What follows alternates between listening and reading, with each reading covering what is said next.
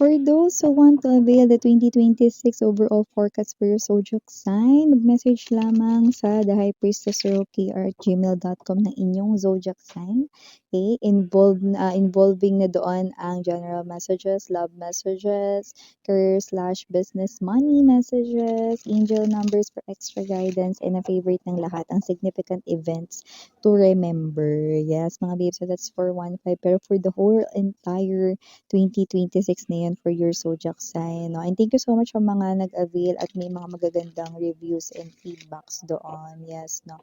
It's not a personal reading, no? Pero ang daming mga naka-resonate, no? Because of that. Of course, kasi mga babes, no? Yun ay ang talagang forecast ng inyong zodiac sign. So talagang makaka-relate talaga kayo doon ng bongga. So if you want to avail one, just message me your zodiac sign dyan sa thehighpriestesstarokr@gmail.com. Okay, so let us see. We have here the Three of Cups. It looks like parang meron ka ditong ipagdiriwang. Something na parang energy rito ng bumabalik na ulit yung sigla mo, yung ngiti mo, parang sumasaya ka na ulit, no? Nagiging happy ka na ulit, nagiging kontento ka na ulit. Bongga yan, no? So, ngayon natin naalamin yun. Okay.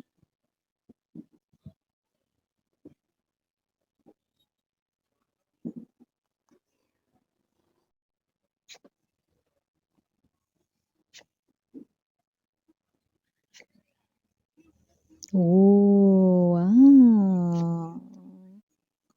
I love it. The Three of Swords ay Three of Swords and Eight of Cups ay both in reverses position. Now we have the Knight of Pentacles moving towards the Queen of Coins center of the reading. Four of Swords. Six of Wands. Wow. Wow. Ten of Coins energy. Ten of Wands para sa ating bottom of the deck. Eight of Coins in the Hierophant. Wow. So, this is definitely brand new love, bagong pag-ibig ito. So, nakikita natin dito, ang taong mau-obsess sa inyo ay nandito na. At ang nakakaloka mga babes, no, ayaw kanyang nawawala sa kanyang paningin. Page of Swords energy and the Ace of Wands. Wow! So, kung sino man tong energy na 'to, nakikita natin dito that this is the type of energy right in here, no, na talagang head over heels or magiging head over heels siya sa'yo. Like, magiging piti na piti. Magiging piti na piti siya sa'yo with the Star card energy at ang pinakamalupit na mensahe, Three of Swords in reverse position together with the Eight of Cups also in reverse position, no? Itong tao na 'to ay walang kadrama-drama sa kanyang katawan. Ibig sabihin, no, hindi ka nito bibigyan ng kahit na anong sakit sa ulo, no? At hindi ito yung klase ng energy na para kang nag-aalaga ng bata, 'no? Siya yung klase rito ng energy na puwedeng mature na, siya yung klase rito ng energy pero ano, may lumabas dito that with the Knight of Pentacles, 'no, and the Queen of Coins, possible na meron kayo nitong age difference, 'no? Slight lang naman yun. So, puwedeng siya ay slightly younger sa inyo sa age or puwedeng slightly older, 'yan, 'no? Konti lang naman, slight lang. Pero kahit na siya ay slightly younger sa iba sa inyo, 'no, itong person na 'to ay not playing around, 'no. So, nakikita ko dito na magiging obsessed at very clingy siya sa'yo, babe, 'no. Bagay na gusto mo 'yan? Gusto mo 'yan? 'Yan, oh. Tsaka malupit dun, 'no, ay, 'no, ay. Ayaw ka niya ritong nawawala sa kanyang paningin. So, ganito lang 'yan, 'no. Kung magkatrabaho kayo nito because coins ay nandito din, very evident, 'no. Nakikita natin, 'no, na puwedeng magkatrabaho kayo or magkakakilala kayo dahil sa trabaho ninyo or sa negosyo, 'no. Okay, I do pick up, 'no, na puwedeng siya ito na lagi niya kayong tinitingnan 'no, sa inyo ritong desk or kinauupuan 'no, or sa puwesto mo gano'n 'no. Or yung sa iba naman sa inyo rito 'no, puwedeng kung magkasama naman kayo nito 'no, sa loob ng isang komunidad 'no, 'yan, na gustong-gusto ka niyang palaging nakikita. Ta's 'pag nawala ka sa paningin niya, hinahanap-hanap ka niya 'no. Puwedeng hinahanap-hanap ka niya gamit ang kanyang paningin or mata. Puwede rin naman na parang nagtatanong-tanong siya rito tungkol sa inyo or sa iba tungkol sa inyo. So, nakita natin dito na kung sino 'tong energy na 'to na maaaring pinagtatanong niya kayo rito 'pag kunwari wala kayo, absent kayo, ganyan, or hindi niya kayo dito nakikita, so maaaring pinagtatanong-tanong niya kayo dito 'no, sa iba niyong kakilala 'no, na parehas. So, nakita natin dito that whoever this energy is very sincere ang kanyang energy 'no, very clingy nga lang 'no. So, kung mga babes 'no, kayo ito na gusto ninyo yung someone who's clingy, someone who's, gusto na palagi kayong around, then 'yan. Huwag kayong mag-alala, hindi naman siya yung klase ng energy na 'pag hindi niya kayo nakikita ano, nagagalit siya rito 'no. Kagaya ng binanggit ko sa inyo, hindi siya yung klase ng tao na magdadala ng drama-rama sa inyong buhay. So, ibig sabihin 'no, hindi siya yung mareklamo, hindi siya yung parang bata kung umasta or childish umasta, immature umasta, hindi 'no, hindi siya gano'n. So, nakita natin dito that this person here ay appearing sweet lang naman or romantic yung energy niya rito ay romantic, 'yan 'no. So, nakikita natin dito that with the Six of Wands energy, I do pick up that this person right in here ay always willing na magkaroon rito 'no ng, maayos 'no na pag-uusap sa pagitan ninyo palagi. So, puwedeng mamayani sa inyong koneksyon ang heart-to-heart conversation, pagiging open sa isa't isa. Ten of Coins energy, indikasyon rito 'no na nakikita ka niya as future spouse, someone rito na bubuo ng pamilya 'no, kasama ka. So, yun yung kanyang nasa isip dito 'no. And nakikita ko rito na lagi siyang excited kapag gabi na or uwian na, basta may gano'n. Sa oras na nagpapahinga siya 'no, dahil yun yung time na mas makakausap ka niya ng matagal. So, maaaring ito ay, yung sa iba sa inyo ka-connect niyo na siya 'no, may nangyayari ng palitan ng mensahe sa pagitan ninyo kahit hindi pa kayo 'no. So, nilu-look forward niya lagi yung gabi kasi mas nakakausap ka niya. Ay, ay, ay, ay, ay. So, nakita natin dito 'no, sa time na parang preparing na siya to sleep or sa time rito na parang nagpapahinga siya, eh, yun yung lagi niyang nilu-look forward kasi nakakausap ka na niya ng mas mahaba, mas matagal 'no. So, sa work puwede kasing saglitan lang kayo mag-usap since may mga kailangan ngang tapusin at gawin, 'di ba? Okey, so puwedeng magkatrabaho kayo, puwede ring hindi 'no, puwedeng magkausap sa work din 'no, pero yun nga hindi kayo makapag-usap ng diretso, paputol-putol kasi nga may mga kanya-kanya kayong kailangang asikasuhin at tapusin or gawin 'no. But definitely nakikita ko rito lumalabas siya bilang person mo. The one destined for you, the one na nakikita natin dito na person na alam mo yun, tumutugma talaga sa iyong energy bilang future spouse. Nakikita ko dito na itong person na 'to na very mature siya ritong mag-isip and at the same time maganda kasi responsable siyang nilalang 'no. Ibig sabihin 'no, itong person na 'to 'no, alam niya kung paano mag-budget, alam niya kung paano gastusin yung kanya ritong pera 'no, at nirerespeto niya kasi rito ang pera.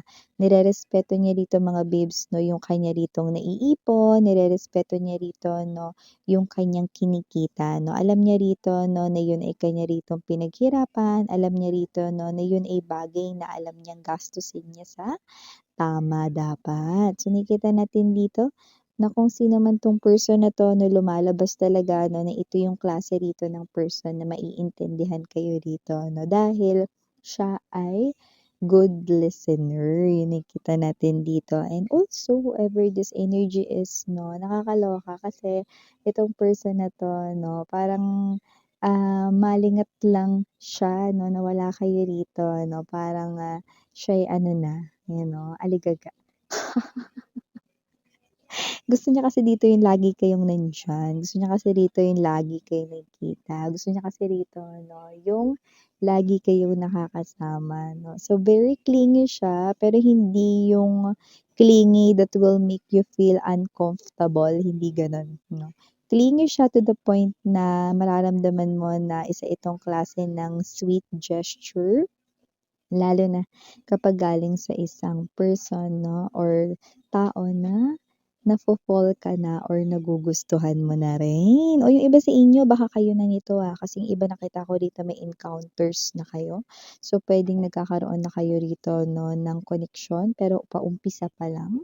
Pero nakikita mo na rito 'no na ganito siyang klase ng nilalang 'no. So, whatever the case may be, this person here loves to hold your hand. Alam mo ang sweet nun, 'di ba? Yung parang, "Sunjo ba? We, chapke." Yun 'no. Yun, yung sinabi ko mga babes 'no is puwede ko bang ay akin na yung kamay mo, tapos tatanungin mo bakit, yan 'no. Gusto ko kasing hawakan, eh. Ooh, yun yun, 'di ba? Parang kahit na alam mo yung alam mo sa sarili mo na sweet na yung word ng saranghe or I love you, 'di ba, or mahal kita 'no. Ang sweet talaga pakinggan din, eh, 'no, kapagka kahit na anong lumalabas sa bibig nitong person na 'to kagaya na nga lang nung binanggit ko, 'di ba? "Suncho ba? Akin na yung kamay mo. Bakit? Chapke." Gusto ko kasing hawakan, eh. Hay. Nakikita natin dito. And also mga babes 'no, ang maganda nito 'no, yung isip niya 'no, though yung iba sa kanila younger sa inyo sa age, yung isip talaga nito seryosohan talaga. Hanggang pang-family na ito, hanggang forever na 'to, hanggang road to forever na 'to. Road to infinity and beyond na ito. So nakikita natin dito na itong person na 'to ay, maliban doon 'no, sa napakaganda niyang karakter hindi pa siya sinungaling at saka itong person na 'to 'no ay honest, 'yan ho, honest rito. So nakikita ko rin that with this Four of Swords energy, this person right in here 'no, ikaw yung kanya rito na parang stress relief, 'yan 'no. So whatever the case may be 'no, ano man yung kanyang pagod na naramdaman all throughout the day dahil sa trabahong ginawa niya or dahil dito 'no, sa kanyang mga inasikaso 'no, araw-araw 'no, ikaw ang kanya ritong pahinga pagdating rito ng gabi. So, 'yan 'no.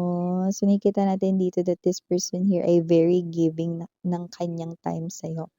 And alam mo 'yan at mas malalaman mo 'yan kapag mas naging close pa kayo. Ten of Wands dito 'no, ang ganda kasi naka-upright ito. Bakit ano ba yung miss niyan? Kasi kapag naka-upright ang Ten of Wands, ibig sabihin 'no, nakikita ko rito na natatanggal na 'no, yung isa sa parang matibay mong paniniwala 'no, na mali tungkol sa pag-ibig 'no, na nasira dahil sa mga nakarelasyon mong wai.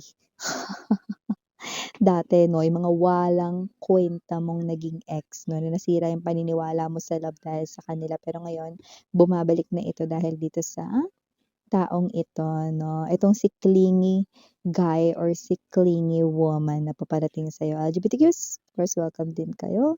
This person here with the Eight of Coins energy and the Hierophant 'no, ay talagang iwo-work out ang lahat ng mga bagay rito 'no, yung mga challenges and test na pagdadaanan ninyo 'no.